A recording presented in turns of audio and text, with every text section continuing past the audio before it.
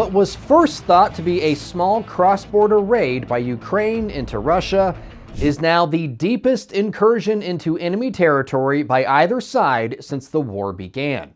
Kyiv is being pretty tight-lipped about the operation. Russian military bloggers are not. As is usually the case, much of the information coming from the front lines cannot be independently verified, but here's how the picture is kind of shaping up.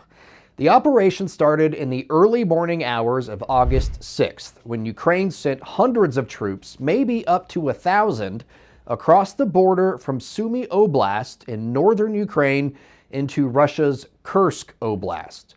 Using combined tactics of artillery fire, electronic warfare, and coordinated drone swarms, Ukrainian troops were able to push in at least 5 miles into Russian territory, possibly even up to 9 miles in some locations.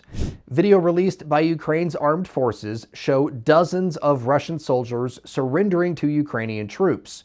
One Russian posted video of himself driving around the abandoned town of Subzha. His vehicle was under constant small arms fire.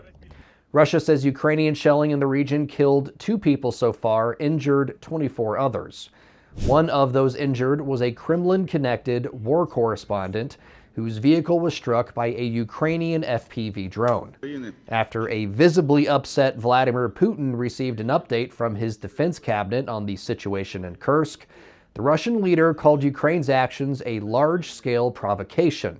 Russia's former president, Dmitry Medvedev, said the Kremlin should think about taking all of Ukraine as retribution for the attack. Ukrainian leadership, meanwhile, is slow to acknowledge the incursion publicly. An aide to President Volodymyr Zelensky said Russian aggression is the sole root of any escalation.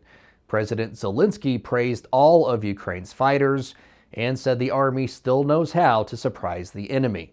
As far as what the goal of Ukraine's incursion into Russia could be, it's still a little murky. Some military analysts say Ukraine is risking an awful lot and gaining very little, other than a morale boost for its beleaguered troops. There is a nuclear power plant in the region, and Ukraine troop movements are trending in that direction, so they could try and take that facility and use it as a bargaining chip. Or the attack could be a distraction, meant to draw Russian troops in from other areas of the front lines, like in eastern Ukraine, where Moscow is coming very close to making what could be considered tactical gains.